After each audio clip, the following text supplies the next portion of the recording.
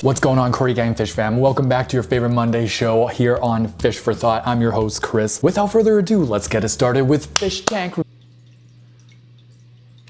Review. Today we got a crazy opener. Update. Mystery tentacle worm species solved. You know how there's always like a daily, if not a couple or maybe even a thruple about what the heck is this in my fish tank? Usually it's a damselfly larva, maybe a dragonfly larva, maybe a snail leech, which looks pretty darn crazy. Maybe a tadpole, maybe a platyhelminthes. But today, ladies and gentlemen, we have found the winner so far after 310 episodes of FTR, the epitome of what the heck is this in my tank. Before this update, nobody had a clue what this is. Hobsonia florida. Of course, a crazy tentacle monster dwelling in your fish tank is named after the state of Florida. Is Florida a state? I'm Canadian. I get my pass. This thing is absolutely insane. It brings me back to that one fish tank review where we thought this moldy bacteria was some sort of living creature. This is like that, but it actually is real. It actually is a creature, not just a seed covered in fungi and bacteria. This thing creates like this little house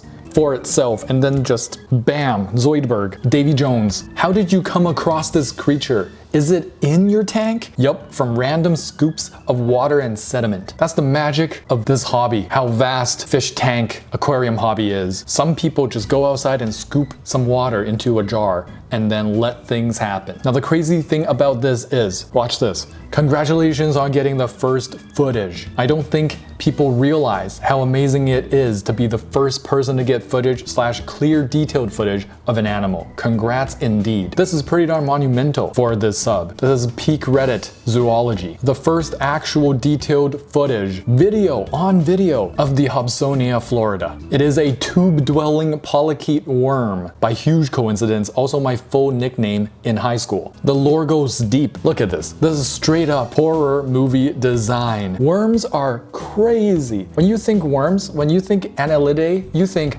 earthworms. Nothing too exciting about those. It rains a little bit too much and they all die. You never think this. Worms are so crazy, the only reason Attack on Titan exists is because of one little worm. Look at this monster. Look at the girth. The face, if you can call that a face, reminds me of the naked mole rat. This thing builds his own tube. The whole world, it's his Minecraft server. I can't get over how cool it is, especially that we got a fellow Fishkeeper getting the first footage. The range in which this thing lives typically is from the coast of Florida in the Gulf of Mexico to British Columbia.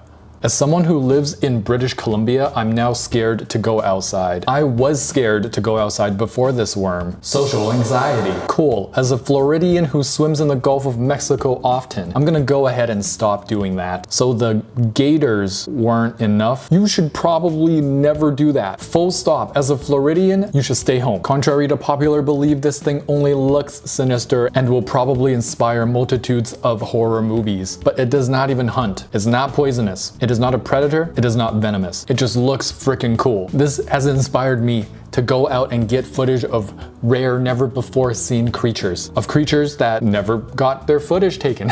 I will be your wedding videographer for free if you are a creature that has never been videoed before.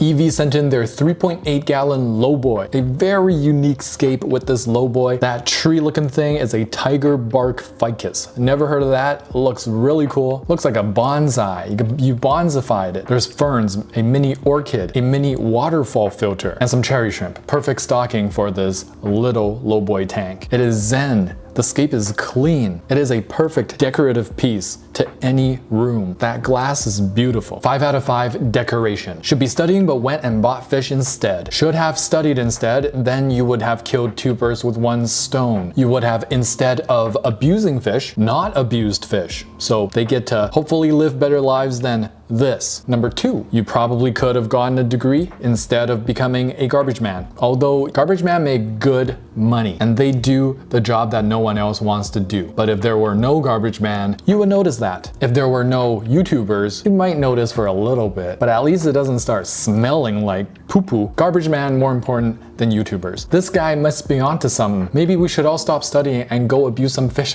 Seth sent in their 20-gallon first tank. They got 6 guppies, 6 cardinals. They are looking for some constructive criticism and they want angels and shrimp possibly. So angelfish in a 20-gallon, not very preferred. A grow out tank for them, okay, but make sure you have the actual big tank ready to go. Angelfish with guppies is not a great idea. Angelfish with cardinals is much better. People do that. Angelfish with shrimp, very not a good idea. So judging by your setup right now, I would say go ahead with the shrimp, but hold off with the angelfish. That would be my constructive criticism. Your scape is pretty nice. Simple, live plants. I love the little pebbles and the substrate. A 3.8 out of 5 for now, keep it up. Michael has a cylindrical fish tank shown below that has an inside diameter of 18 inches. I understand this is a lot of arithmetic on a Monday morning. The right answer is this is not enough water. Salumar sent in their 30-gallon tank. It is their first tank. It is still cycling, but they are planning to add amano shrimp, panacories, chili rasboras, and honey gourami. That is a perfect stocking for a 30-gallon. Can't go wrong. Looks like you did your research. It looks backlit as well, which is really nice. For a first tank, goodness gracious, you got some hydrocotyle tripartita, you got some anubias. The okostone goes hard. The hardscape goes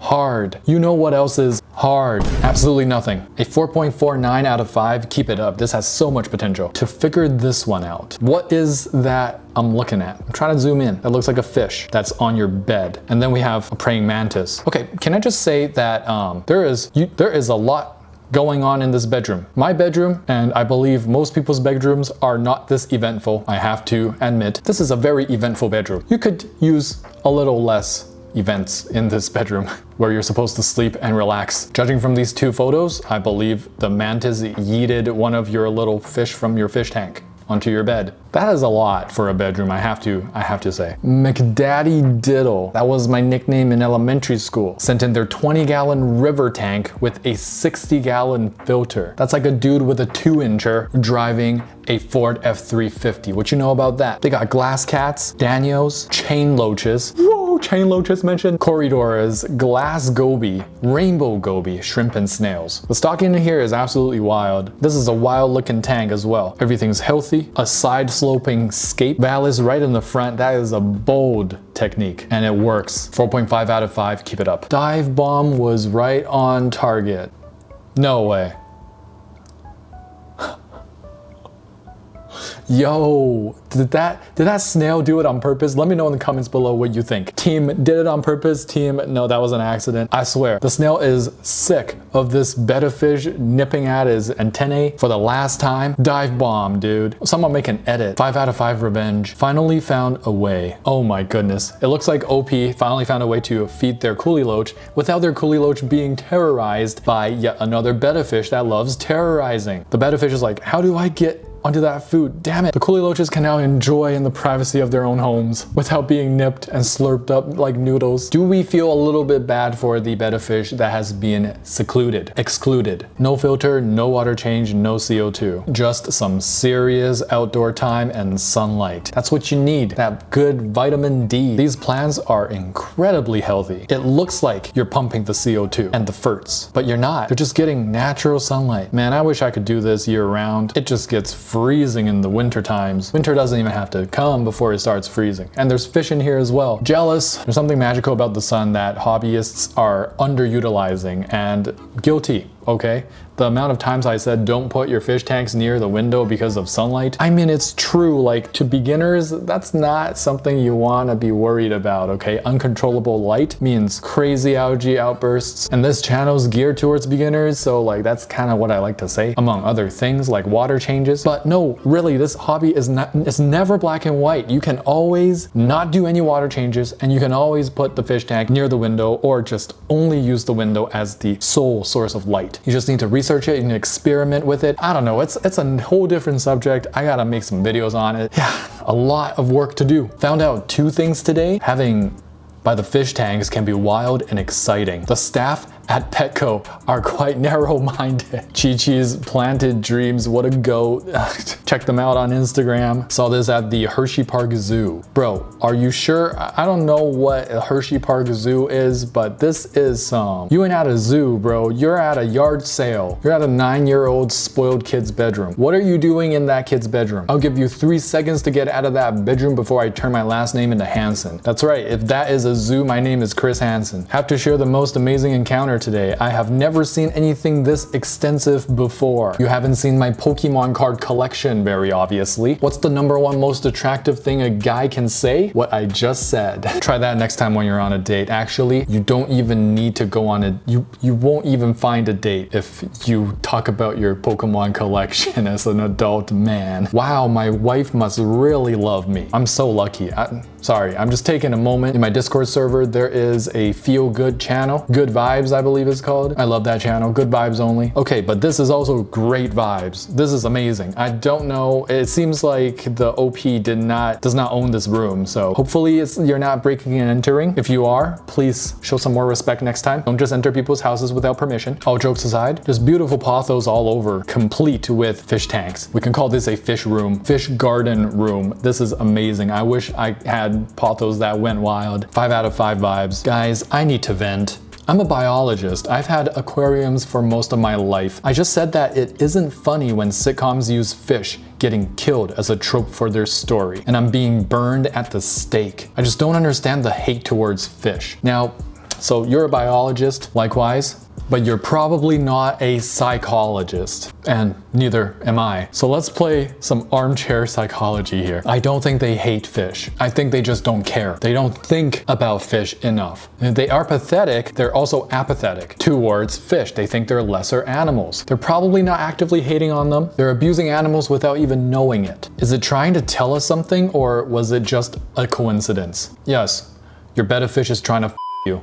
WTF duckweed. Is it really your morning coffee as a fish keeper if you don't have a piece of duckweed in it? How could you call yourself a keeper of fish and all things aquatic? This is why I stopped going to Starbucks. They look at me funny when I say leave some room for the duckweed. 1 year, 8 months in, a lot of trial and error, but this is my pride and joy. As it should be. This is my pride and joy. This is not even my tank. I feel pride and joy looking at this thing. Wow. And this is a great example, guys. Look up top. We just got some basic lights. You know, this setup is great, because you can grow some big ass plants immersed as well, like you are doing. The immersed growth really makes the fish tank even more interesting and encapsulates the whole image. Amazing stocking in there as well, by the way. Everything is just so healthy, picturesque. You don't need fancy lighting, you don't need high tech. Honestly, low tech is not for everyone. At least try high tech once in your life, I would say, but I would always come running back to low tech. Just my heart, it's so hands-off, it's so satisfying. These lights cost like maybe 40 bucks altogether versus an 80A light, a twin star fancy whatever. Nah, bro, back to basics. Ooh, I don't feel so well, Mr. Stark. Oh boy, brief moment of body horror. Whee! Fun fact, I have never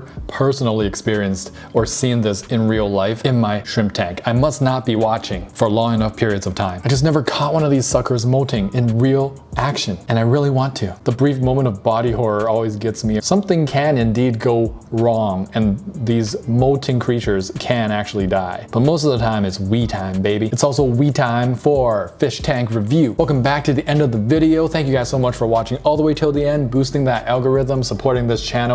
But before I let you guys go, here's this week's Cockwell. The question of this week is, look immediately to your left, and the first object or anything that's to your left is all that you have to work with because you are stuck and stranded on an island. What are your chances? How effed are you? Let me know in the comments below. I'll see you guys there. If you enjoyed this episode, please smash that like button and subscribe. There'll be more videos to come, and don't forget to get your hands wet. Tetra, tetra, tetra, we in a spot coming in hot. Ventral fin dot, acclimate that. Where my shoal at, clear my fin rod from Cariciformes to Paracherodon. Hold on, there's not another fish that you can wish for. Lit fam says I finna one. I finna gone 3 days without furt. I'm an addict, like fanatic. I'm a baddest, no tabs, only dirt. My Cory gang so loyal, black tetra go skirt. We came to play, came to silence. Gang.